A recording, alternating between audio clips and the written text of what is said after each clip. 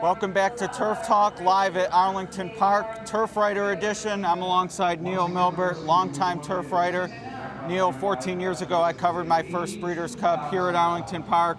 Had the pleasure of meeting you. Have you been to every million? I've been to every million. All right, well, you'll make it 34 for 34 tomorrow. It'll be number 6 for me.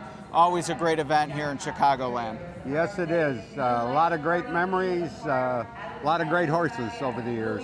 One thing, you've seen a lot of changes, the Miracle Million, the old grandstand, the new grandstand, some changes in turf riding. You and I were talking about, the Chicago Tribune and its attitude towards the races. One thing that hasn't changed, though, always great races on Million Day, whether it's the Million itself or Mr. D winning the Beverly D or AWAT in the Secretariat. You always can count on a big performance. Yes, it's interesting. At one point in time, they did the 3 races that were over Labor Day weekend. The Beverly D would be on Saturday, the Million on Sunday, and the Secretariat on Monday. And then, of course, in keeping with the trend after the success of the Breeders' Cup, they put all those golden eggs in one basket. Right. They've added to it with the St. Ledger and a couple other Pucker states. Up, yes. Yeah, exactly. Always a big day. What's your top Million memory?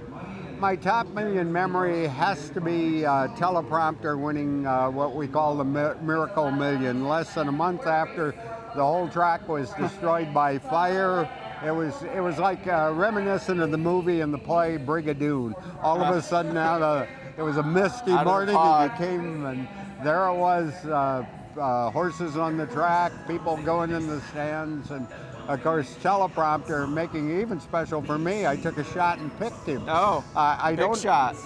He was a front runner, and there wasn't much speed. And I said to myself, and he'd been carrying a lot of weight. He's a gelding in England. The Edmund, at that time, they couldn't run any of the graded stakes, any of the group races. And I thought, he might get loose on the lead, and I'll take a shot, because I really wasn't enamored with any horse on the line. Lo and behold, teleprompter took the lead, leaving the starting gate, went all the way. Nice. Well, that was a big pick. My first Million was 07.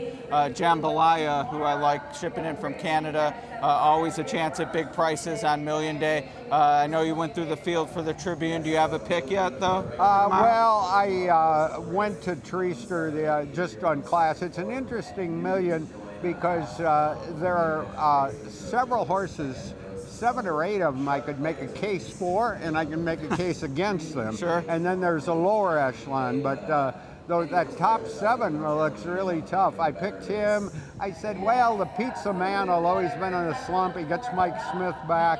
The owners are overjoyed, and he seems to suit the horse. Plus, he loves Arlington. I mean, you look at his form at Arlington; it's fantastic. This is where he likes to on be. the turf course. So. Yep. I picked him second. Okay. Well, I'm with you. To me, it's not a top 7, it's a top 3. Treaster is certainly one of them. I went with Decorated Knight on top, though. He's a good horse. Yeah, 10 to 1 I thought was a fair price. And he's taking weight off. If I'm not mistaken, he carried a lot in Europe, 136. Yeah, he's been in the mid-130s, so to me, I looked at that and saw the price, and definitely think he fits with these, so he was my pick on top. You mentioned Brigadoon, the rising of the Miracle Million. Hate to get out on a negative note, but you've been here so long covering racing in Chicago. Do you think we'll be here in 5 years? Well, I certainly hope so, but the situation is not good. 2 harness tracks went out of business, and well, people say, what effect does that have on thoroughbred? I think it has an effect because of the fact that it's an area of Chicago, the Balmoral area, the Maywood area. There's no longer racing there, and when that happens, your audience just naturally shrinks. I remember on Million Day, they used to have quite a few people who would come out there for the Million and then hang around for the harness races. Yep. But now that won't be the case anymore. Yeah, it's just one less place people can go and watch racing or bet on it, etc. And granted, obviously, Twin Spires, place to do it from home or on the road, but that live experience, you can't replace it. No, absolutely no. You were talking about Million memories. Another great memory was that first Million with John Henry and the Bart.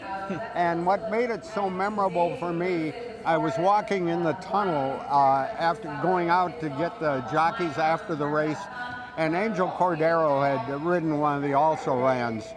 and he said, "You people just saw why Bill Shoemaker is the greatest jockey in the world." And they weren't tight, they weren't close friends. Right. He pointed out, he said, like if you're in an airplane looking at the field, you would see that tiny hole. And he said, I was back of the pack, so I had a better view, but I said, oh, there's the hole, but Shoemaker's up too close, he won't see it. And he said, no sooner did I think that thought, Shoemaker was through the hole. He said, you saw one of the greatest rides I've ever seen. Wow, and the first one, and really, I mean, the race would have been on the map with $1 million anyway, but to get that kind of finish right off the bat, really special. A lot of special memories here, Neil. I really appreciate the time. Oh, my pleasure, Ed. Always good to see you. All right, Neil Milbert, check out his work, Chicago Tribune. Always a pleasure working with him when we were both at Thoroughbred Times. Always great to see him in Chicago, and we'll see you tomorrow for all the races. Thanks again.